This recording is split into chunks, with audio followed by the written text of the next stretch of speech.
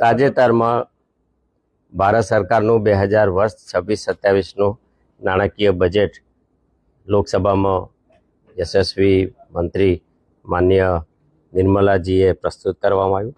દેશના યશસ્વી વડાપ્રધાન આદરણીય નરેન્દ્રભાઈ મોદી સાહેબના શાસનમાં જે પ્રકારે દેશને દૂરંદેશી નેતા મળ્યા છે અને જે દ્રઢ ઈચ્છાશક્તિ સાથે ભારતને 2047માં વિકસિત ભારત બનાવવાના સંકલ્પ સાથે કામ કરી રહ્યા છે, ત્યારે દેશ માટે આ વર્ષનું બજેટ ખૂબ અતિ અગત્યનું છે.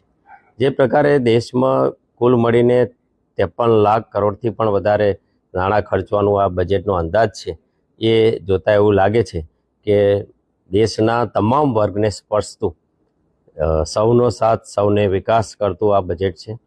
દૂરંદેશી નેતા આદરણીય મોદી સાહેબના નેતૃત્વમાં જ્યારે વિશ્વ પણ આજે ભારતને એક ફાસ્ટેસ્ટ ગ્રોઈંગ ઇકોનોમી તરીકે જોઈ રહ્યું હોય, વિશ્વના અન્ય સંસ્થાઓ પણ દેશના વિકાસને જોઈ રહી હોય, ત્યારે આપણે સૌ ભારતના વિકાસ માટે સાથે મળીને આ નાણાકીય વર્ષમાં જે લક્ષ્યો નક્કી થયા હોય, ભારતમાં આધુનિક ઇન્ફ્રાસ્ટ્રક્ચર તૈયાર કરવાનું હોય, મેન્યુફેક્ચરિંગની વાત કરવાની હોય, સર્વિસ સેક્ટરની વાત હોય, આધુનિક એગ્રીકલ્ચર સેક્ટરને જોડીને ભારતના ખેડૂતોનું હિત રક્ષણ કરવાનું હોય, કે ડેરી ઉદ્યોગ કે ફિશરિંગ ઉદ્યોગને મદદ કરવાનું કામ હોય. ગુજરાતને પણ જેમ આપણે જાણીએ છીએ એમ કે હંમેશા વિશેષ લાભ મળતો રહ્યો છે, ત્યારે ગુજરાત એક ટ્રેડિંગ સ્ટેટ તરીકે, મેન્યુફેક્ચરિંગ સ્ટેટ તરીકે, કેમિકલના હબ તરીકે અને આધુનિક ઇન્ફ્રાસ્ટ્રક્ચર તો ગુજરાતનું શ્રેષ્ઠ છે જ, પરંતુ એના ખેત ઉત્પાદનો પણ આજે વિશ્વમાં દૂર દૂર સુધી પહોંચે છે.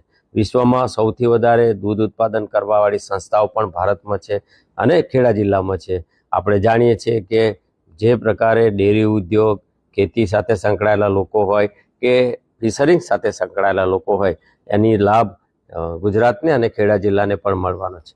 ખેડા લોકસભામાં લોથલ અને ધોળાવેરે જેવી સંસ્કૃતિને પણ આધુનિક પેઢી સમક્ષ મૂકવા માટેના જે પ્રોજેક્ટો છે, મ્યુઝિયમ બનાવવાના છે, એના પણ નાણાં ફાળવવામાં આવ્યા છે. આધુનિક રેલવેના ઇન્ફ્રાસ્ટ્રક્ચર થઈ રહ્યા છે.